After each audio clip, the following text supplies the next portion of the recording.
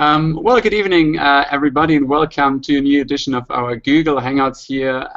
Thankfully, we're all here finally with just a tiny little delay of 22 minutes. Sorry for these technical problems.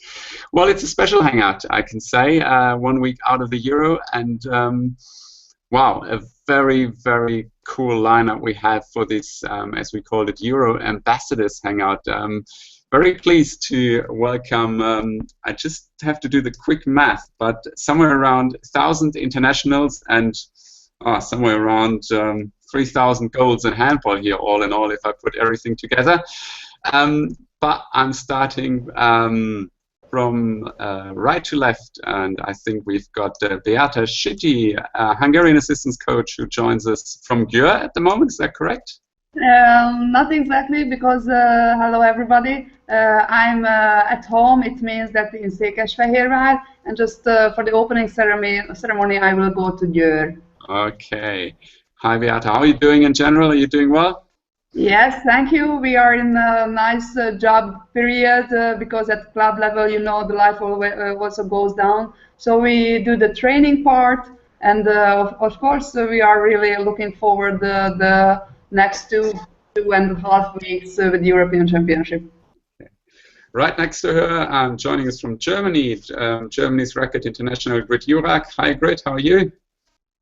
Hi, thank you, fine. Just finding the right perspective with her iPhone, and joining us from Sweden is Matilda Boson. Hello, nice to meet you. I will move around a bit just to make sure that I can hear you.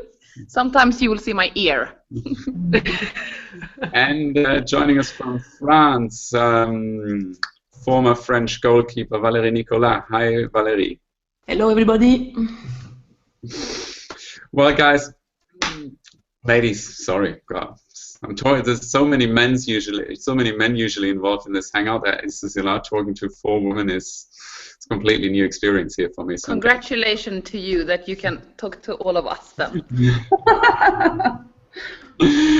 Well, it's a Euro hangout, and obviously we're just 1 week away from the Euro. You've all have played at these events. When you think back when you were all an active player, I mean, Matilda, what was it like for you, like this week before the tournament? I was thinking about it the other day because it feels like, this is the week where you should really prepare for the tournament, and somehow your body is used to preparing for a tournament, so I can really feel the excitement in my body right now, but I'm really not preparing to do a tournament this time, but I can really feel that in my body in some way, so I'm not really missing out. I'm really happy not playing handball anymore, but this week is really special for those who will play the tournament. So I loved it very much. Just to prepare for the tournament is very special. Grit, do you still feel this special tension, or you're happy not to have to do this full preparation as well? Yes, a little bit, but it's also nice to be at home and join the Christmas time, because if you play the European Championship, you never have time to just sit in the couch and relax. And now I really enjoy this with the kids. Do you still have a look at the German team and see how they're going, or do you kind of say, okay, until they actually play, I'm out of it? Of course, I try to watch the games, but it's a little bit hard in Germany because nobody really like women handball in Germany. But I think it's the very best sport we have, and that's why we have to try to show the others that women handball is the best you can find on world in the world. Well, that's what we're trying. I agree totally. Like by giving, well, also giving the fans a chance to talk to you. So I just want to put this the word out here. Obviously, everyone who follows this hangout and uses the Q&A tool can throw their questions at us, and I'll throw them at the 4 lovely ladies here with me. And also, everyone follows us on Twitter. Just post your messages at EHF EURO is our channel, and we will throw them in as well. And while I'm talking, I actually get the first question here right away. Beata, I'm going to give this to you because it's Hungary related. But Andras Sergő asks us, what are the chances of Hungary without Anita Gerbitz? Big news, obviously. But how's the team doing without her? It's a really interesting situation because Anita, she has been playing and supported the national team for many, many years. And of course, she's a so unique player. I think that it's not by chance that she voted and elected the best player of the world. And of course, we will miss her somehow. But I really believe that the team, the staff, and the girls, they are prepared, and you know, the team has the power. So if they will be able to work as a team, and they have proved that they can do it, then I think that all the other players who had earlier smaller roles in the system, then they will take more responsibility to do their job and support each other more than ever they did. So I think that they will solve it. And also we have some young talented player who can add it and maybe can do some surprise for us and the spectators also. Okay, thank you. Valerie, do you remember similar situations like when you played, when one of your French key players was injured and the team actually really grouped together and kind of made up for this missing player? I'm not sure to understand the question about injury player, about the French team, or in my case?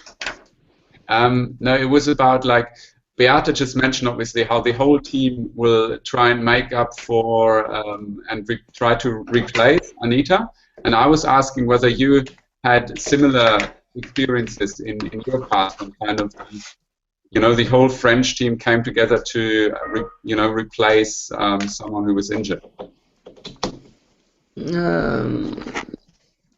Tricky question. Yeah, no, I don't understand the question. Okay, maybe maybe we go on. We were just talking about the lead up to the European Championship. Yeah. How are you experiencing this week now? Do you would you like to be back on the court sometimes, or are you happy to just be able to watch it and follow it? No. In this moment, I'm great. I'm home, and since I stopped the national team, I never wanted to be back in the court. But I still looking the French team because I comment for the French TV, and that means that I still looking this weekend I was comment the French team in Norway, and I know it's yes, with the injury player it's not easy in this moment, but it's a good feeling just before the beginning of the tournament. And yeah, you have to listen your body, of course, but you have also to be ready in the head. You said you just were in Norway at the Golden League and saw France play. Yes. Where do you see the French team at the moment? The French team, they have some problem with the left back player and right wing player, because it's a many injured player, and Alain Porte, the trainer, have to find the good player at the good place, and just now he's not so sure about the team, but I think the French team is still a good team, but we never know, and we'll see what's happened. Instead, you can take the right wing.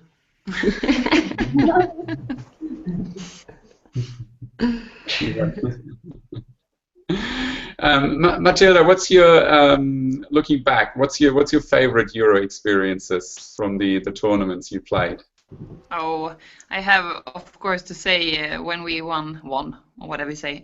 We won silver 2010 in Denmark. Of course, that was fantastic. So I think that is my best memory when we were playing the finals against Norway in Denmark. And that's kind of the best thing you can experience as a handball player, I think. Great. Which memories are still stuck in your mind when you look back? I think you always had, you were always in better shape ahead of World Championships compared to European Championships in terms of like injury worries sometimes and so. I just understand a little of your question, but I think, of course, the best I remember the winning of the bronze medal in French. It was World Championship, but it was still the best with the national team, and not just because of Matilda, but I remember the European Championship in Sweden. Yeah. It was with Santa Lucia, I think it calls, and 100 children come through the hall with the candle on the head, and it was very interesting and also funny. It's not it's not handball, but it was really good. I've also read that, and I think that was also the case in Sweden, or 2 years later in Macedonia, that the German team always had some Christmas decorating competition going on in the rooms. Yes. We have also always the best Christmas decoration or the worst Christmas decoration. And it's very funny, especially if you have to move 2 or 3 times. It gets worse or worse, and at least it's very funny to come into the rooms with the sweaty t-shirts and the ugly hanging around, so it's very funny. Okay, who was always the best? Who was the best in terms of decoration? If you can name anyone. I mean, obviously we don't want to play a name game here. Maybe Anja Althaus. She was always really good with the scissors, and then they just do something like the trees or something like this. It just had to be easy. Then all the rooms was filled of some stupid pictures, and the best prize was always a ugly doll or something like this. Beata, when you think back, did you have any kind of rituals to take your mind away from the game? Of course, and it's this period when we have championship. It's also involved Santa Claus Day, and for example, just before we start our trip or prepare, we also buy some chocolate and some small present, or somebody makes cakes, for example, for others.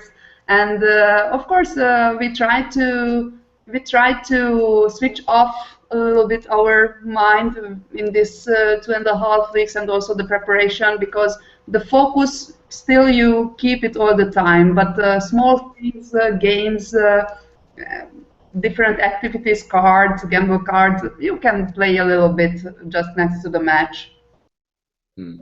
Valerie, what did the French team do? I have to finish the round here. I mean, we have to. Yeah, for the French team, it's not the same. I think the German team is much better than us.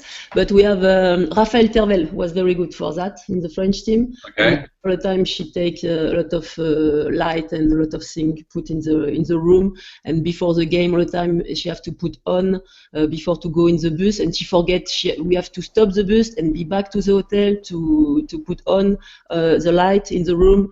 This was very, very special. But after that, not so much candy or chocolate because our doctor didn't want. Ooh. Yeah. It's not so funny to French. And Matilda, the Swedish rituals during the Euro when you weren't playing handball. We had lots of them, of course, but just as Grit told us earlier, we are really fan of this Lucia thing. So we have always had, you know, this Lucia tåg, as it's called in Swedish, with, you know, the Lucia and some, different strange things where we are singing songs, and sometimes it was us doing it, the team, and sometimes it was the coaches doing it. So that was really funny. That is something I really remember. And Matilda, I've got a question straight for you, and it's about one of the Swedish competitors at the Euro. Our user Rodrigo Figliolini, I hope I pronounced that correctly, asked what you think about the Dutch team and whether you think they can potentially go far at the Euro. Oh, that's a hard question for me because I'm not that up to date, but I'm always afraid of the Dutch team. So probably there will be lots of good games. Sweden has this really hard group, I think, and of course, Germany is one of those. Grit, I mean, because it's related. How do you see the Netherlands team? I think they could be dangerous because they are very young, and Germany plays against them in the first game. It's they will come. Yes, we will play the European Championship, and then I hope that they lost to Germany with 10 goals, and then Sweden and Croatia don't get problems. But I think there are T players who play in the Bundesliga, and that's why the Dutch players know the German players, but it's also the other way. So that's why I think we have the better team. We will win, and Sweden and Croatia don't have problems with them either. I hope. sorry, Holland. Sounds great, I think. Good plan. Valerie, France are in a maybe similar situation. Like France's first game is against Slovakia, so arguably the weakest team in Group D. But is the first game always the most difficult one, as people tend to say? Yes, exactly. It would be a hard game because it's the first game. But if the French team will win against Slovakia, they are sure to be in the main room and maybe can help in the head also. And after they have to play against Serbia and Montenegro. Serbia, for the moment, it's not a very good team because they lost a lot of players. But next week they will come with the biggest team, and injured players will be back. And it's difficult to know how Serbia will be, if all the players will be ready for the second game. It will be a tough and exciting game. And after that, Montenegro, of course. I really think they are maybe the best team in this group, and they have to fight against them. Beata, for your team, for Hungary, the situation obviously is again a bit different because you will not only have to play a first game, everyone has to play a first game, but you have to play it in front of, I think, a very expectant home crowd. Do you see, these thousands and thousands of fans that will support you as an additional boost, or is that something that also exerts pressure? I think that in this case, when you are an organizer and you feel a lot of spectators how they support you. It cannot be too much burden on your shoulder. It's more like motivation. It gives extra power. Or when you have some death point, then they can help you to get it over and through. So I really believe and trust, and this is my own experience, that to play at home in any championship, it's a kind of motivation that you have to live with it and enjoy all the moments that you can share with the spectators. Matilda, you played in 2006 in Sweden already, didn't you? Yes, I did. Yes, she's old. What was it like for you?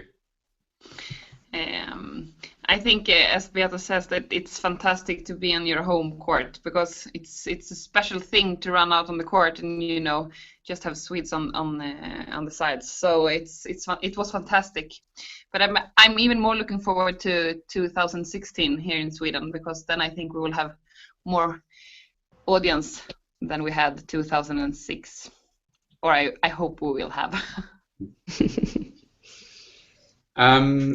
When you, Valerie, maybe for you, how did you as a player change when the tournament progresses? Did you get more easy going, or did the pressure kind of mount? How did that change?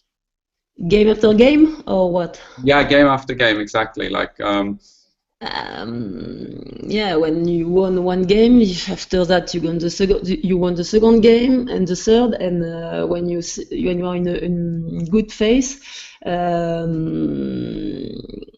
how can I explain? It's a very good feeling.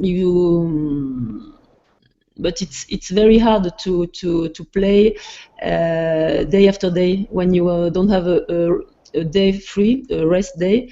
You need to be concentrated, and for a goalkeeper like me, I was working a lot with the video. I was working a lot, maybe 2 or 3 hours per day, and it takes a lot of energy. And at the end of the competition, sometimes I was very, very tired. And but when you won the game, it's more easy. You have to be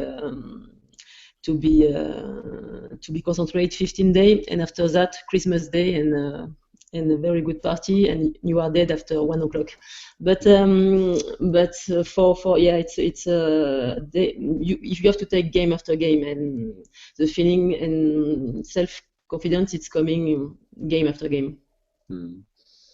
Grit, how did you prepare for matches? Valerie just mentioned she watched a lot of videos. Was that for you all done before the tournament, or did you try and continue these things during the event as well?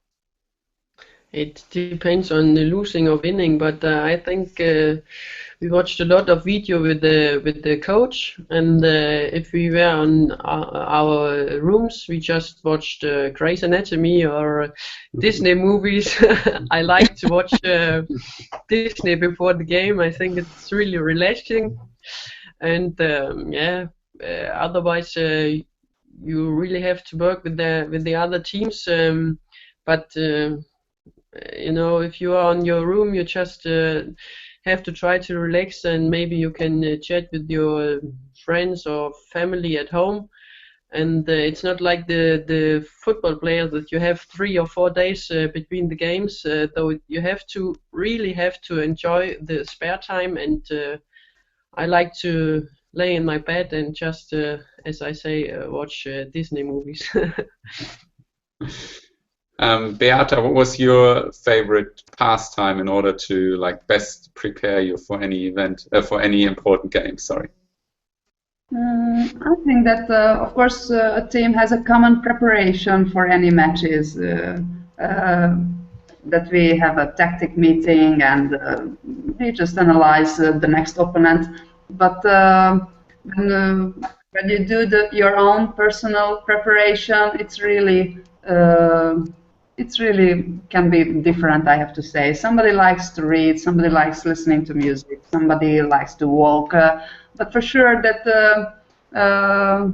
somehow in these days you are never be able to switch off really your mind. You can watch anything or play anything, but switch off your mind 100%, I think that it's really difficult. So we try to make some joke with each other, or take some dances away, and yes, maybe to play some card, or watching some good movie, or relaxing by reading a good book. Just conversation with the girls, talking about our feelings and emotions, like how we felt the last match, what we are waiting for the next one. So, like, being together, share thoughts and emotions, it's also part of the preparation. I really like that moment. You have, like, if I look at your records, you have won such an impressive amount of medals, but the least success, in big inverted commas, you all had at the European Championship. I mean, Valerie, you've become world champion. Grit, you've won bronze twice at World Championships. Beata, silver medal at the Olympic Games. You're actually the only one, Beata, who has won the Euro once. Is that a sign that the European Championship is like really the most difficult handball tournament to win, Matilda? Yes, I think so, because all the matches are so hard, because all the teams are really good. But maybe in the future the World Championship will be just as hard, because there are lots of teams that are developing all the time. But I think in the past, I think the European Championship has been harder. But I haven't been successful in the World Championship at all, so I like the European Championship even more. If I can say, it's a very good feeling. Winning the World Championship. Yes, of course. Yeah. No, I don't believe you.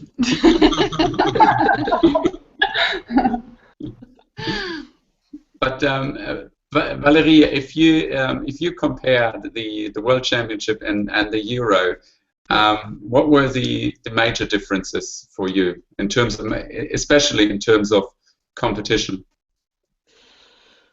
Difference. It's not so different, except that in the European Championships you don't have an easy game to rest, or you have to prepare all the game and to be ready all the competition. It's very difficult, and if you miss one game, you play maybe the bronze medal or the 5th place, and it's finished. You need to be very good all the time. For the Women's Euro, the playing system, or the playing schedule now has actually changed for the first time in many years, and you have there's now an additional rest day, so the tournament is longer compared to previous years. It's 14 days or 15 days instead of, I think it's 12 what it was before. Do you think that benefits any team in particular, if you look at them, or it's just a general benefit to all teams, just having this additional rest day? It will be the same for everybody. It's better to have 1 or 2 days more to rest. Of course, you have more time to prepare a game and to rest if you are injured. Mm-hmm. No, it will be fine for everybody, for all the team, especially maybe for the team who is not so maybe who play with 10 or 12 girls only. Maybe they will help this kind of team. Well, unfortunately, I can't let you go away without having to name the favorite to win this tournament. That is.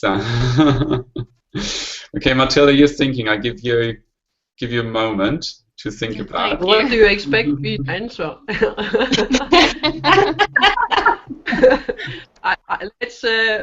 I mean, Germany. Okay. We've got it. Okay, Germany in the final against who? Hungary. But Germany. we will win. Oh, are you sure? Yes, of course. There's some opposition coming here from Hungary. Beata, can I ask you for a favorite? I can understand if. I think that one team in the final who I really would like and wish to have, it's the Hungarian team, and I really hope that they will achieve the final. But whom against? It's a really good question. Germany. Germany, yeah, okay, we can do it. Yes, let's play together. What was it like for you in the final back then? I just throw this in, Beata. Do you remember the 2000 final? Who? Do you I was just throwing in. What was it like for you to play the Euro final in 2000? Do you remember it? Yeah, maybe. Vaguely, because of the long after party. Yeah, of course. It was a little bit also, but the match was also extra time. So I think that it was amazing to win away in Romania after Olympic year. You know, that was Olympic year also. So it was a really tough period, preparation for Olympic Games. Then just a couple of weeks, and then we played the European Championship. So it was a really tough couple of months. But to win, it's something so special when you can stand on the highest position and you really wish it, and then finally you did. You cannot compare it to anything. It's a really great moment. Valerie, I mean, that gave you a few more minutes now to think about your favorite. So who will win the Euro? Can I give 3 teams for the podium? Yeah, absolutely. Okay. I take Hungary because they play home and Beata is with us. That's normal. Yeah. After I take Montenegro. Okay. And after I take Denmark. Okay. Okay, Matilda. Now it's your turn. Oh my God! I think there's so many teams that are good, and there's lots of them who can win. But yeah, I really think Denmark maybe can come back again and be winners. But I hope for Sweden, of course. Can I ask one thing? I mean, we still potentially still have a few minutes. None of you named Norway. I mean, the team that has been so dominating, at least until the Olympic Games in London. But do you feel? And I give that to all of you, whoever wants to answer first. I mean, do you feel maybe that it's because we are so tired of them winning, you know? We enjoy nothing. Okay, so there are personal reasons, not to. No, they have been too good, too far. It's time for a change. I mean, we had some change in Serbia, obviously, already. Okay. Well, thank you very, very much for joining us tonight. I hope you enjoyed it. Thank you very much for advertising the Euro over the past weeks. If I see anyone in Hungary and Croatia, I'm very much looking forward to meeting you there. Have a great December. Have a great Christmas time. Thanks again. I hope you enjoyed it. Thank you. Bye-bye. Thanks. Thank you. Bye-bye. Bye-bye.